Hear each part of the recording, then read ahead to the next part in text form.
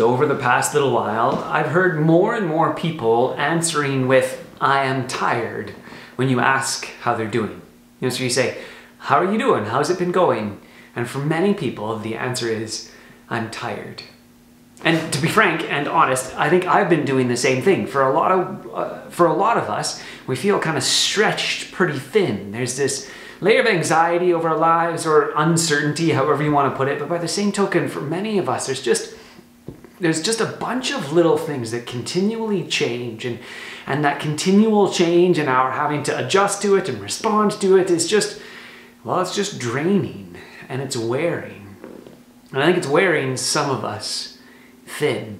I was actually on the Urban Dictionary today, and I just searched up "I'm tired" for some reason as a way to figure out, well, what is it that we mean when we say this? And this is the second most highly voted definition. It says, "I'm tired" is what you say when you're barely getting through life, but you don't trust anyone to let them know. Life's kind of crappy, but nobody really cares, so you always say, "I'm tired." That way you're not lying, but you're also not going into your life's problems and the fact you're about to have a breakdown. So for example, "Hey, how are you doing today? You look kind of down. You okay?" "Yeah, I'm fine. It's just been a long day, so I'm tired. That's all."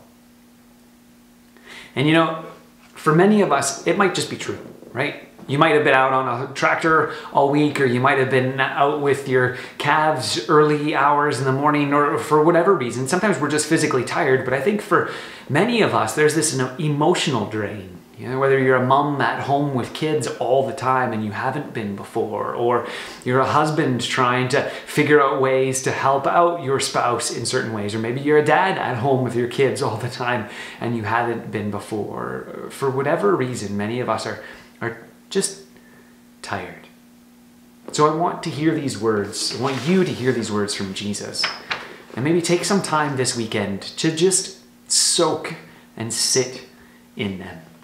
Jesus says to us, "Come to me, all you who are weary and burdened, and I will give you rest, true rest, deep rest, soul-fulfilling rest. Take my yoke upon you and learn from me, for I am gentle and humble in heart, and you will find rest for your souls. For my yoke is easy and my burden is light." So take some time this weekend to simply rest. In whatever way that looks for you. That might mean that you go do something physical in order to expend some energy and to get your body actually up and working so that it helps to kind of fight off and produce some endorphins. I mean, we all know that there's certain things in our bodies that can do that, but for some of us, we're just kind of emotionally drained, and the tank of our emotions get filled up by spending time with Jesus. So take some time with him this weekend. Whatever that looks like, whether that be reading through a Bible passage in one of the Gospels, maybe doing it from a new translation like the Message as a paraphrase or something in order to kind of see things from a different light. But I just encourage you to spend some time this weekend to focus on that.